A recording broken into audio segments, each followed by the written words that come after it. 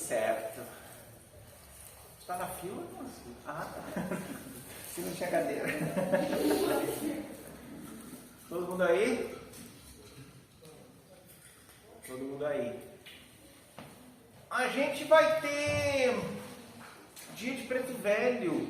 Na terça-feira é dia de preto velho. Foi colocado assim, né?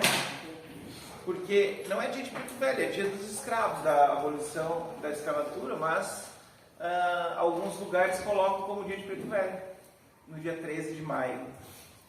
E a gente está prestando atenção nisso para que a gente possa também direcionar mais atenção, mais um carinho, mais um momento para essas homenagens, para esses dias de homenagem. A gente não é preso aos dias de homenagem, mas a gente acha importante, agora que a gente fez a transição, a gente acha importante lembrar desses dias. Os pretos velhos, hoje a gente tem sessão de preto velho aqui. É capaz de chegar um caboclo, é capaz de chegar um guardião, mas hoje é dia de preto velho, né? Assim como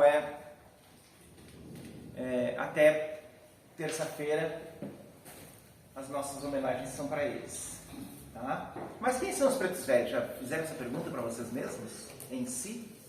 Quem são os pretos velhos? Os pretos velhos, eles vieram fazer a abertura da Umbanda para nós. O Caboclo das Sete Encruzilhadas abriu a Umbanda. Quem já estudou sobre a história de Zélio Fernandinho de Moraes sabe que a Umbanda oficialmente, porque a Umbanda sempre existiu, há muito tempo existe, mas oficialmente na história do Brasil, começou quando o Zélio começou a incorporar algumas coisas, começava a fazer alguns jeitos diferentes, os pais ficavam olhando, que jeito diferente é esse, que negócio é esse que está acontecendo com essa pessoa?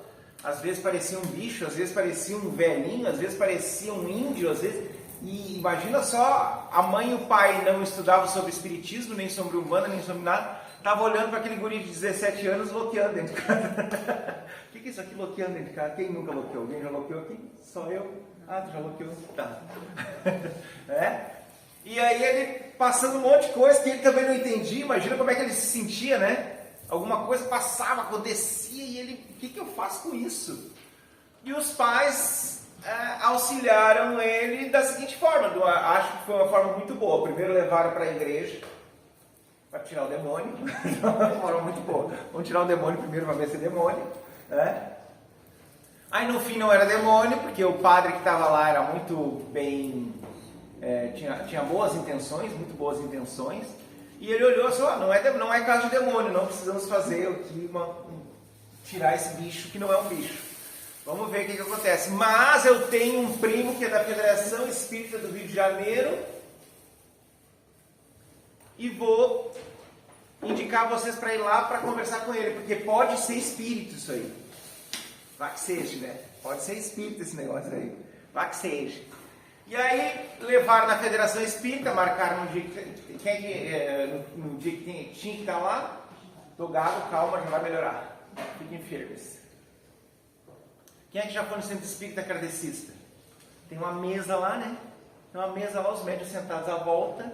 E foi assim lá na Federação Espírita do Rio de Janeiro, com o Zélio, tinha os médios sentados à volta, e lá na ponta colocaram o Zélio. Quando o Zélio sentou, ele sentou e já levantou e foi na rua buscar uma flor branca e largou no centro da mesa, e todos os médicos começaram a incorporar preto velho, caboclo, tudo que é coisa diferente que não tinha naquele centro espírita.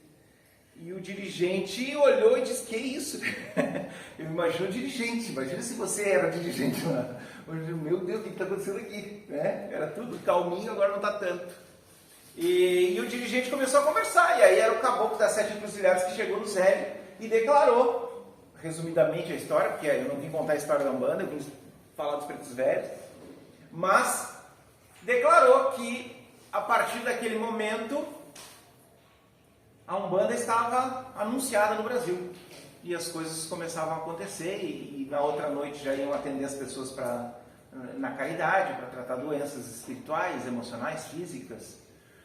E lá, quando começaram os trabalhos da Umbanda, lá no Zélio, já na casa do Zélio, já chegou um preto velho.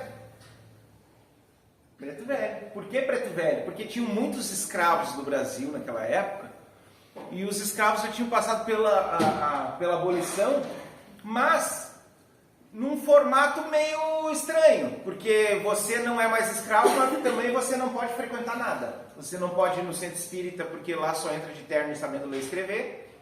Isso não é uma ordem do espiritismo, isso era dos seres humanos da época, que os dirigentes da época conduziam assim. Vamos lá, não estou avacalhando o espiritismo, né? O espiritismo é maravilhoso e faz um papel incrível para nos doutrinar, nos ensinar muita coisa. Mas os dirigentes daquela época tinham essa coisa, só entra de terno, bem vestido e sabendo ler e escrever.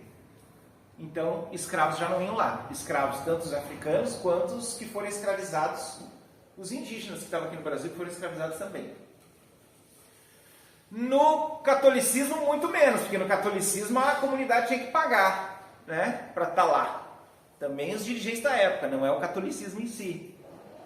E aí, como é que nós, numa religião nova, entre aspas, chamada Umbanda, nós vamos acolher aqueles seres que passaram por tanto sofrimento, que são os escravos? Então, as entidades de muita luz determinaram que eles iam se posicionar como os ancestrais daqueles escravos. Os ancestrais daqueles escravos eram os pretos velhos, né? Escravo, velhinho, e os escravos ouviam os ancestrais deles. Os escravos ouviam o vovô, a vovó. E aí foi assim que o preto velho foi se posicionando. Primeiro com espíritos de muita luz que trouxeram esse movimento, depois foram acolhendo outros espíritos, ensinando, foram acolhendo, e aos poucos as coisas foram acontecendo dentro dessa Umbanda maravilhosa que a gente chega aqui em homenagem aos pretos velhos. E os pretos velhos são, para mim, são incríveis. Eu sou suspeito para falar. Tanto que aqui o nome do instituto é Instituto Universalista Pai Benedito. Pai Benedito é um preto velho, né? Ele quase não vem, mas tá aí o nome dele. Ele quase não aparece, mas tá ali o nome dele. E sou suspeito porque o meu primeiro contato com a Umbanda foi com um preto velho, Pai Onofre, o nome dele. Foi de que jeito? Eu tinha 7 anos de idade e a minha mãe chegou de madrugada, tinha viajado com a gente, feito a transição de Camaquã para Porto Alegre. Ela separou do meu pai e ficou com o meu padrasto, que depois eu ia saber que era padrasto, né? Eu acho que eles já estavam tendo coisa. Sem vergonha, tão rápido assim essa mudança, sem Dona Rose do céu, né? Mas a história dela. O meu sentir, o meu perceber do dia foi, estava tendo uma sessão de Umbanda quando nós chegamos, não era de madrugada, eu via tudo muito noite naquele momento. Estava tendo uma sessão de Umbanda, não era clara assim, era tudo uma névoa por causa dos palheiros, mais escurinho, né? Não era tão claro assim que nem nós aqui. E era numa biblioteca, muito livro. E entrei no lado assim, olhei lá naquele cantinho como está aquela moça lá, tinha um preto velho, eu estava enxergando um preto velho, eu não estava enxergando meu padrasto. Estava enxergando um preto velho, nem sabia que ele existia ainda, meu padrasto, e nem o preto velho eu estava sabendo quando eu olhei um preto velho. E aí a minha mãe me conduziu, vai lá tomar um passe. Aí eu parei lá daquele jeito de criança que não sabe o que faz, né? Assustado. E aquele preto velho me abraçou, me deu amor, me deu acolhimento, me disse para mim me preparar, que a vida era nova agora, que as coisas iam vir de outro jeito, que eu tivesse muita força, que eu tivesse muita capacidade de percepção do que era ser criança, do que era ser adulto, que eu não misturasse essas coisas, mas um monte de coisa que, se eu narrar para vocês, eu lembro tudinho que foi falar naquele dia, quando eu tinha 7 anos de idade. Então fazem 10 anos atrás isso. 10 anos atrás que aconteceu isso aí. Né? E desde lá eu venho tendo uma conexão com os pretos velhos incríveis. Com 12 anos, eu estava na corrente ajudando, eu era cambono, então os cambono aí vamos trabalhar hoje.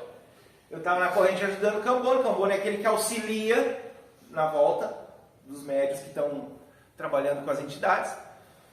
E eu trabalhando como cambona, eu já estava bem acostumado, porque eu comecei aos 7 já como cambona, com 12 eu estava bem cambona. Já estava sabendo tudo automático, o que tinha que ser feito, né? Mas teve um dia louco que eu estava fazendo as coisas, dá uma coisa aqui, tem um palheiro para dar aqui, deu uma travada assim. Que isso? Pode ser, ó. Deu uma travada. E aí já fiquei nervoso. E chamei minha mãe. E fiquei nervoso. E o coração disparou e deu umas tremidas. Quem está passando por mediunidade iniciante aí sabe as tremidas que eu estou falando. Deu umas tremidas, deu uns negócios. O que vai acontecer aqui comigo? E aí, o decorrer da sessão foi que o Pai Benedito chegou. E aí começou a me doutrinar, a me conduzir na vida. E ele me ensinou umas coisas, não de incorporação, também de incorporação naquele início, mas me ensinou umas coisas bem profundas. Quando a gente vai num preto velho, quando você for num preto velho tomar um passe, não espere respostas rápidas, diretas e sobre o que você perguntou. Porque o preto velho está enxergando você aqui, com o seu corpinho que você tem agora, mas está enxergando toda a sua ancestralidade, a espiritualidade e o que você precisa naquele momento. Então, às vezes eu até vou nos pretos velhos pedir um passe e aí eu digo o que eu quero. Mas o meu normal é não pedir o que eu quero. Eu só paro na frente do preto velho, o que ele tiver para trazer, trouxe. Não trouxe, está tudo certo. Né? Porque ele está enxergando ali coisas que a gente não está enxergando. Que a gente não está percebendo. Então, quando você for a um preto velho, lembre-se, se ele lhe disser uma frase, pega essa frase e grava na cabeça. Porque a frase muitas vezes nem quer dizer aquilo que foi dito. A frase é mais profunda. Bem mais profunda. Vou contar uma historinha para vocês. Querem que eu conte uma historinha para vocês? Vou contar uma historinha para vocês. Desse formato com mais profundidade das coisas. Tava eu Depois eu voltei para Camaquã, eu já tinha 30 anos. Então fazem 5 anos.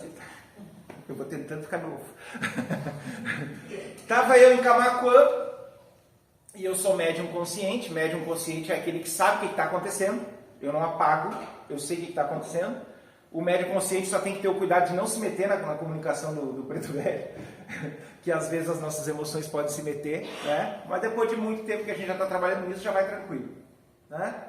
Mas sou médium consciente. E o que aconteceu? Numa sessão lá em Camaquã, lá no seu Vilmar, casa de Mãe Maria, maravilhoso lá. O dia que alguém for a Camaquã, vai na casa de Mãe Maria, tá bom? Lá no seu Vilmar. E um dia estavam os atendimentos normais acontecendo e chegou um rapaz desesperado. Mas desesperado. Isso faz muitos anos atrás. Um rapaz desesperado que a esposa dele tinha terminado com ele. Terminou com ele, não queria mais saber dele, e não sei o que, uma coisa assim. Mais ou menos isso. Perdeu a mulher. Tá? E o coração dele dilacerado. E aí, o Pai Benedito, que atuava mais frequentemente naquela época, imaginem o Luciano incorporado e alguém parado na frente chorando, desesperado. Imaginou? Desespero, tá. Aí com desespero, o médium Luciano pensa o quê? Não, agora vamos falar de amor, vamos falar de calma, vamos falar, vai dar tudo certo. É isso que nós vamos falar, né, Pai Benedito? Aí quando abre a boca, o que sai? Meu filho, traz um ovo na próxima sessão. O que tu faria, Angélica?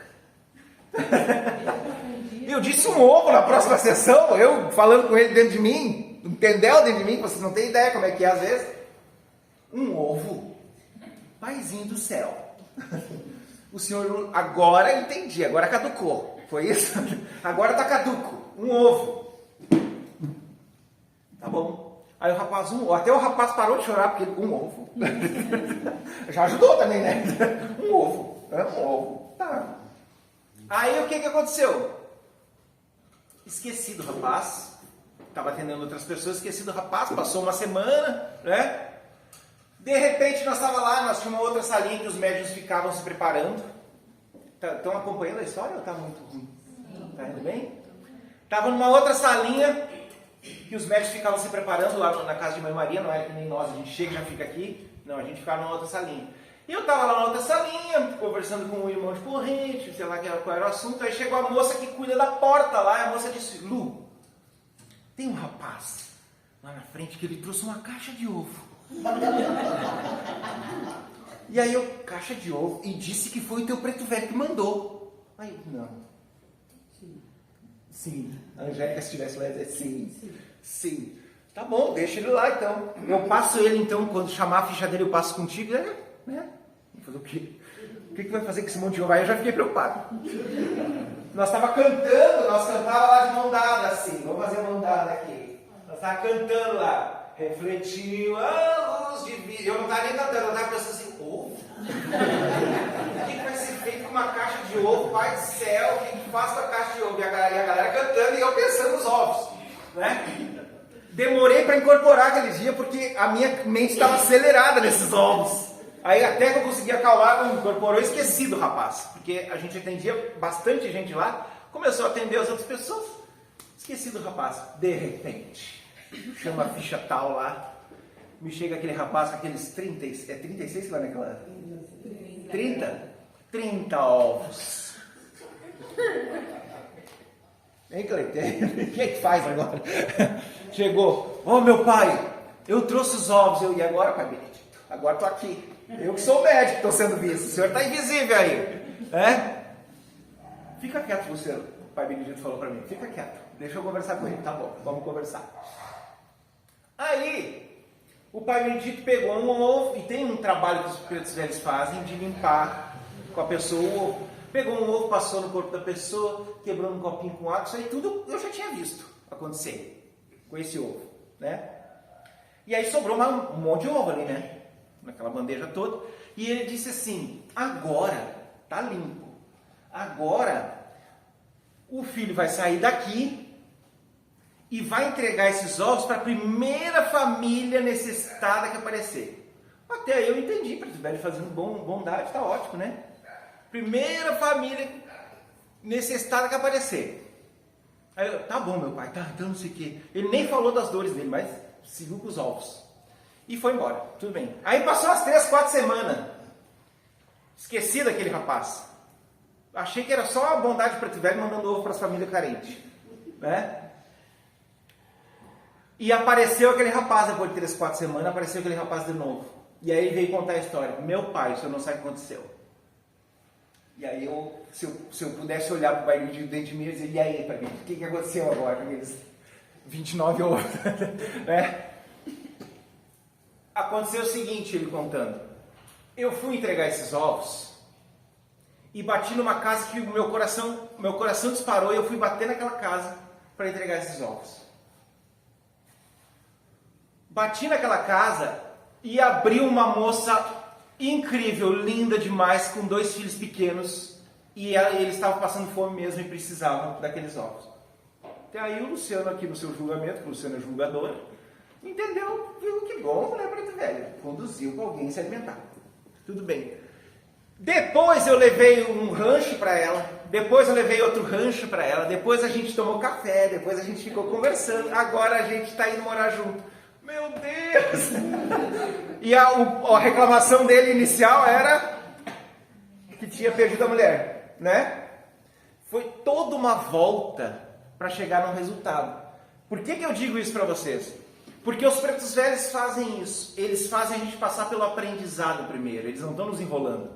Porque se só dissesse, mas vai arranjar uma moça ali na frente, a pessoa já ia duvidar, ou a pessoa ia se debater com isso, ou a pessoa ia pegar a primeira que aparecesse. É um direcionamento, né? Não, vai alimentar famílias. Então, quando a gente estiver passando na frente de um preto velho e ouvir o preto velho falar alguma coisa para nós, nos trouxer algum ensinamento, lembre-se, esse ensinamento é muito maior do que só aquelas palavrinhas. Tem alguma coisa ali. Muitas vezes a gente vê as pessoas trazerem resultados para nós aqui que eram surpreendentes para nós. Puxa, não achei que era esse o resultado. E para o rapaz foi o resultado da vida dele. Né? Agora ele está trabalhando lá no Centro Espírita. Faz, acho que uns 4 anos que eu fui lá, ele estava lá, trabalhando no Centro Espírita de branco. Bem feliz. Né? Então a gente nunca sabe. Os pretos velhos, eles olham para o nosso todo. E o nosso todo, muitas vezes, presente, não compreende as coisas. A gente tem que passar por alguma forja para a gente chegar no resultado que a gente quer. A forja desse rapaz foi os ovos e foi ir levando comida para aquela família até acontecer o que tinha que acontecer. Qual é a sua forja que está aí? Qual é a minha forja?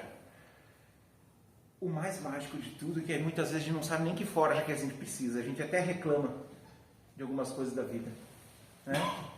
A gente até reclama que a vida está sendo ingrata, a vida está sendo difícil, tal, alguma coisa. Nós estamos passando pela forja que precisa. Ninguém está abandonado. Ninguém está abandonado de jeito nenhum. Ah, mas a dor que eu tenho que não passa não está abandonado. Essa dor ainda tem que ser vista de uma outra forma. Eu vejo frequentemente, quase todas as quintas-feiras, mágicas acontecerem.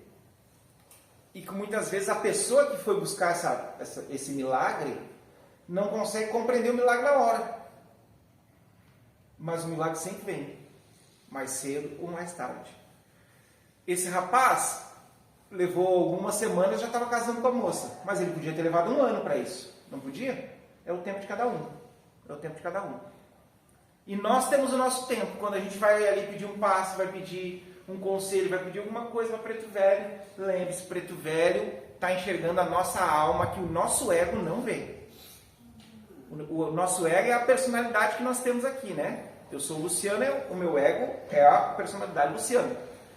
Mas o nosso espírito eterno, ele sabe por onde a gente tem que passar. O nosso espírito que já passou por muitas encarnações, sabe quais são os caminhos que nós temos que trilhar. E eles vão nos trazendo os ensinamentos que a gente precisa, as situações que a gente precisa. Por mais que muitas vezes a gente não aceite, hein? Eu já não aceitei algumas situações muitas vezes. E você também já deve ter passado por isso. De, por que está acontecendo isso? Eu não queria acontecer. A gente não quer passar pela forja. Pensa o que é uma forja. Espada, quando está sendo feita, não é na base da porrada? Bota no fogo, naquele... Como é o nome daquele lado deles? Aquela fornalha, bota a espada, o ferro todo torto ali, bate. Aí bota o ferro, vai, bate. Queima mais um pouquinho, bate até o momento que sai uma espada linda, maravilhosa. Espada, faca, um monte de coisa. Hoje em dia é mais industrializado, mas a forja é isso. A gente está sendo moldado e a gente é mais duro que ferro. A nossa cabecinha se metendo deixa a gente mais duro que ferro. Não fisicamente, emocionalmente. E aí às vezes a gente precisa de umas porradas tão fortes para a gente soltar. Às vezes a coisa está ali, ó, é só ir pelaquela porta ali, ó, Angélica, é ali. Não, mas a Angélica quer ir lá naquela porta, fazer a volta não sei aonde, depois ir lá na outra quadra, faz a volta na quadra, passa por essa porta e volta. Aí fez o caminho certo. Todos nós temos isso. Todos nós temos isso. A gente é mais, lembre-se disso, a gente é mais duro que ferro emocionalmente, porque a gente não aprendeu a sentir. Não nos ensinaram isso. A gente sente o tempo todo, a gente percebe as coisas o tempo todo, a nossa intuição está aí, tá trabalhando o tempo todo, a nossa mediunidade está ali. As nossas situações de vida estão acontecendo e a gente teima. A gente teima. Não, o meu ego quer ir naquela porta. Mas aquilo, naquela porta que eu quero. Mas aquela porta. Vai tomar. Toma então. Aí vai ali e já tropeça ali. Para saber que não é ali. Né? Então a gente para um pouquinho. Se organiza. Qual será a forja que eu estou passando nesse momento? A forja não precisa ser muito terrível. Às vezes é uma coisinha que está uma dorzinha ali, né? Uma dorzinha, não, às vezes física, mas muitas vezes emocional, porque as nossas emoções também causam problema no nosso físico. Qual é a forja? Essa é a grande pergunta que a gente tem que fazer, não é nem para os pretos velhos, é para nós mesmos. Qual é a forja que eu estou passando neste momento? O que eu tenho que aprender neste momento? Uns a meditar mais, outros a seguir mais a intuição. Eu costumo dizer que as pessoas querem prova da intuição, né? Não queira prova da intuição. Não queira. Porque se a sua intuição diz que você tem que ir por aquela rua ali e não pelaquela que você está acostumado, porque de repente pode ter alguma coisa naquela ali, você vai por lá e você nunca vai saber o que ia acontecer ali, concordamos? Mas se você quer prova da intuição, o que você vai fazer? Vai ao contrário, vai na que a intuição não está dizendo.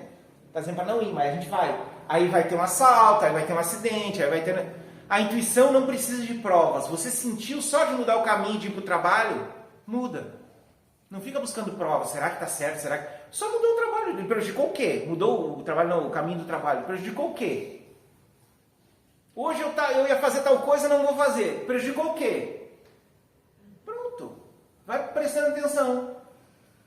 Né? Às vezes tem algumas coisas a ponderar, mas essa ponderação precisa observar. Puxa, mas está tão forte assim para mim não ir por aquela rua ali, vou trocar a rua. Se a gente ficar pedindo prova de intuição toda hora, ela vem. Sabia? Vem. Fica pedindo prova das suas intuições toda hora, ela vem. E às vezes vem no jeito que ele não quer. De novo. Quando nós estamos na frente de um preto velho, que espírito é aquele ali que está ali? Quando a gente fala de espírito iluminado, a gente não está falando de lâmpada. A gente está falando de uma lucidez fora do comum. Eu posso passar a noite aqui com vocês fazendo palestra, falando história, falando coisa, trazendo informação, que a gente não chega nem aos pés da lucidez que esses espíritos trazem. Eles são tão lúcidos que eles, ao nos enxergarem, muitas vezes eles falam só uma frase que a gente até diz, tá, mas isso eu também falaria. Você falaria, mas não falou. Você faria, mas não fez. Às vezes o simples está na nossa cara e o preto velho traz a simplicidade da sabedoria. A sabedoria não é uma quantidade enorme de informações. É a simplicidade da sabedoria. Quanta coisa você sabe, quanta coisa eu sei, quanta coisa nós sabemos e a gente não bota em prática. Já perceberam? Tem um monte de coisa que a gente não bota em prática, mas a gente sabe. Se alguém nos disser, faz tal coisa, não sei o que, Paloma, faz não sei o que, a Paloma vai dizer, eu sei, mas será que ela faz? Né? Luciano, faz tal coisa, eu sei, o Luciano adora falar eu sei. Mas será que ele faz? Dieta eu conheço todas. Conheço todas. E como tem gente... É verdade, Cleiton. Como tem gente que vem me trazer dieta. Lupa, tu quer emagrecer, quem sabe tu faz a dieta não sei do que. Eu conheço todas, mas eu botei em prática todas. Então eu sou aquele cara que sabe tudo, mas não se transformou com o seu saber. E os pretos velhos vêm nos resgatar isso. Transforme o que você sabe em prática. Simples prática. Simples prática. Não tem um monte de gente que fala de amor por aí? Olha aí, ó. Confirmou. Tu fala de amor?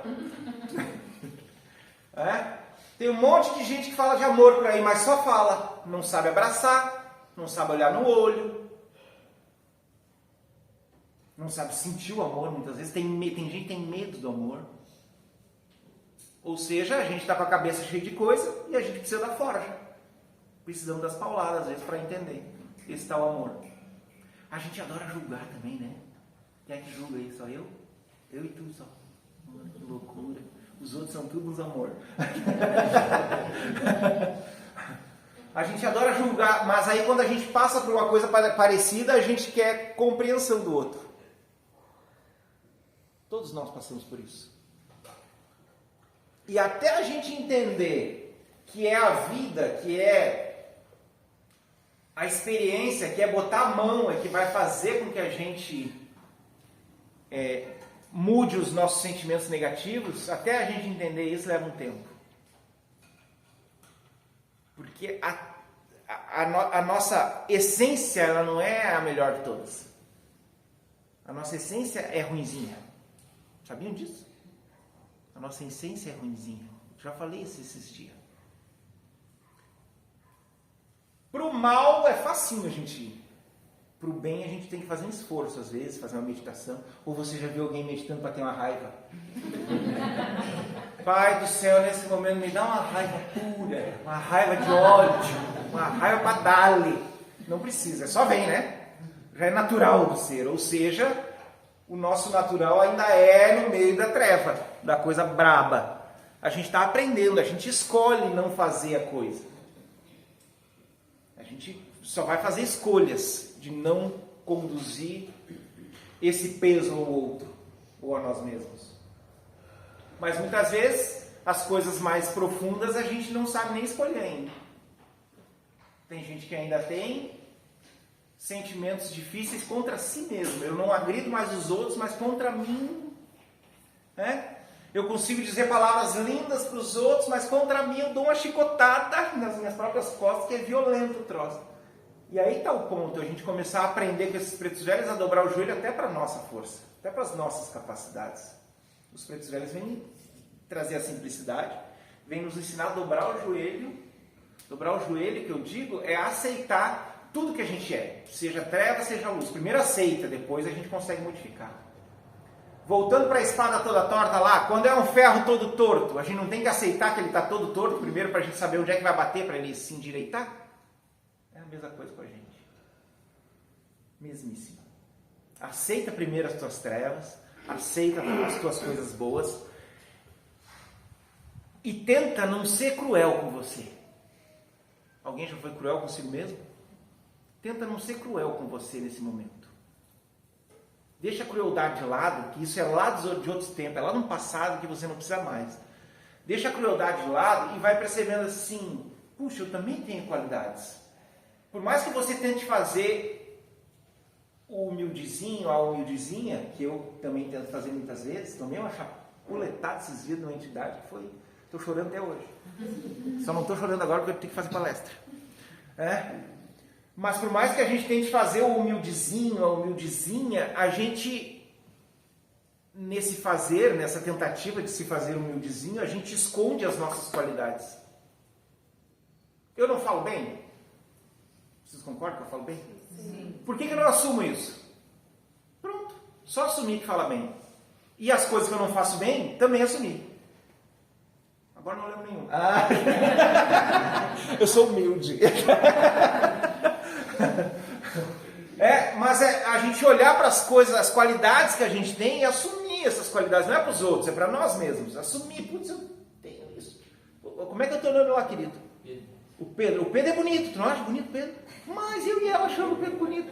Por que ele não pode se olhar no espelho de vez em quando e olhar, putz, eu sou bonito? Né? Não é um sou bonito para humilhar ninguém, não é um sou bonito para tratar ninguém mal, é um sou bonito para ele, conversar com ele e dizer, Pedro, tu está indo bem na coisa. Né? E isso cada um de nós. O que você tem? Eu estou falando uma parte física dele, mas e as coisas emocionais que a gente faz bem? Que a gente tem aqui dentro? Não está na hora da gente conversar um pouquinho com nós? E dobrar o joelho para isso? Dobrar o joelho para as nossas qualidades, as nossas capacidades? Para que a gente também saiba dobrar o joelho para as coisas que a gente ainda tem que mudar. Que a gente tem que modificar, que muitas vezes está prejudicando o nosso passo. O nosso passo não está indo bom, porque a gente não reconheceu ainda qualidades e defeitos. E não adianta a gente vir num centro de umbanda, ou ir num centro espírita, ou ir no centro evangélico, ou ir no centro que você quiser. Não adianta a gente ir nesses locais, pedir orientação do alto, nós chegarmos aqui e pedir orientação para o preto velho, se dentro de nós a gente ainda quer viver num parâmetro antigo de se machucar. O que seria interessante pedir é como é que eu aprendo a não me machucar mais? Aí vem um ensinamento bem bom. Como é que eu aprendo a não me machucar mais? Como é que eu aprendo a olhar para essas qualidades? As perguntas certas vão trazer resultados melhores do que a gente buscar resposta o tempo todo. Quer que eu repita essa frase? Até achei bonita essa frase. As perguntas certas vão trazer resultados melhores do que a gente querer resposta o tempo todo. Me dá a resposta, me dá a resposta, me dá a resposta. Eu posso até dar a resposta. Eu ou qualquer pessoa que você vai perguntar alguma coisa, eu posso até dar a resposta. Mas não é a sua resposta. Compreendem isso?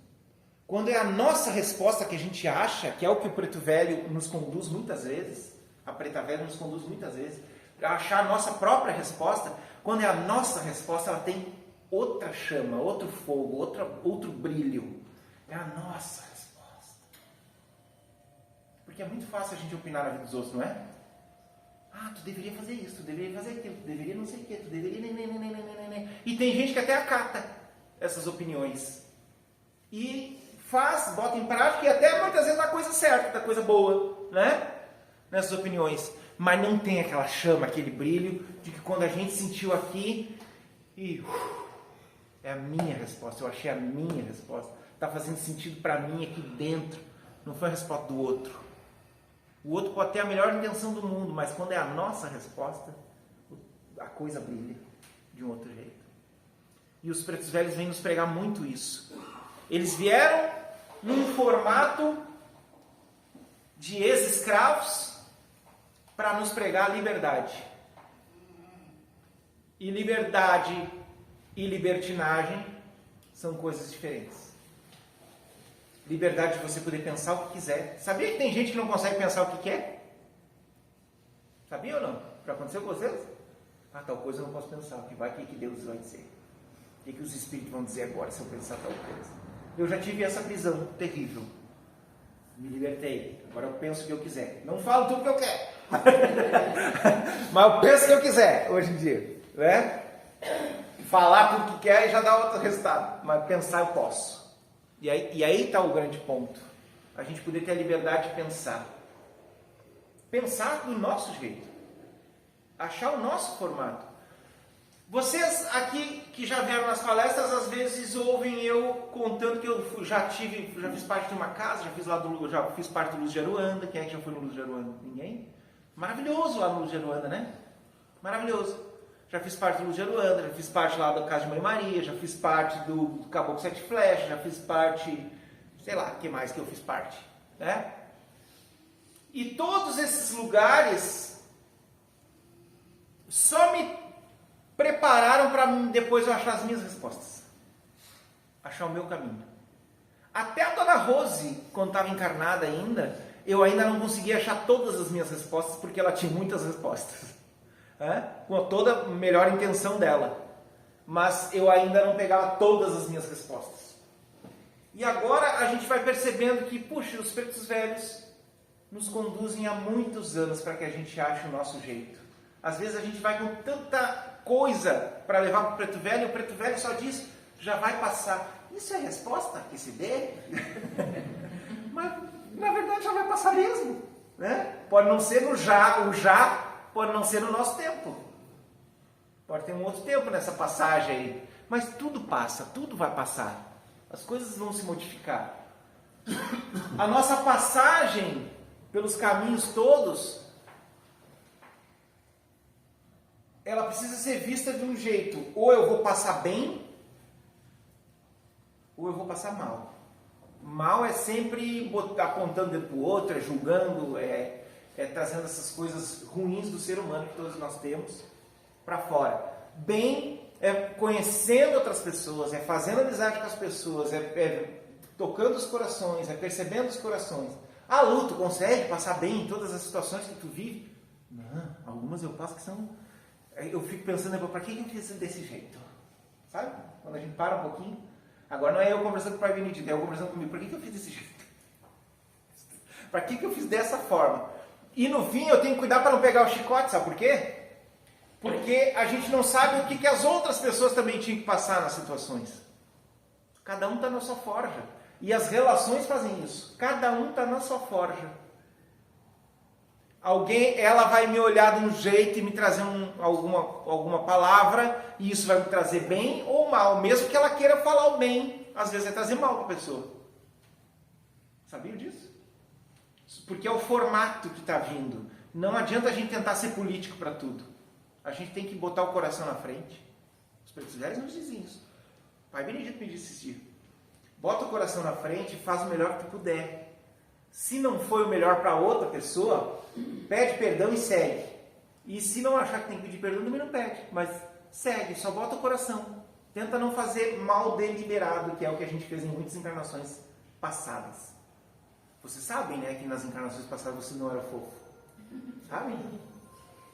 Ninguém era fofo. Olha quantas guerras a gente teve. Mas a gente não pode pegar a consciência que a gente tem hoje sobre guerras e tudo mais, a gente não pode pegar essa consciência e condenar o nosso passado. No nosso passado a gente só fez o que deu para fazer. Não é só passar de encarnações. Nessa vida a gente deu o que deu para fazer, a gente fez o que deu para fazer. Se perdoe, solte. Assuma que naquele momento, naquela situação, você fez o que dava. E agora dá para fazer diferente? Com certeza dá para fazer diferente. O que já está feito, já está feito. Entrega. Pega o aprendizado e entrega. O que está feito, está feito. Abraça o melhor do aprendizado, da forma que foi, por mais difícil tenha sido. E pronto, é daqui para frente. É daqui em diante que eu vou seguir a minha vida, é daqui que eu vou fazer diferente se situações parecidas ocorrerem. Se a gente pegar essa simplicidade que os pretos velhos nos ensinam, de daqui para frente é que a gente vai fazer melhor, todo dia vai ser um daqui para frente, né? A gente vai estar fazendo o melhor que puder e muitas vezes não vai ser o melhor resultado, mas a gente vai fazer de novo e vamos outra vez. E a própria vida vai nos trazendo as encarnações para que a gente faça de novo e faça outra vez. E as coisas vão acontecendo a nosso favor.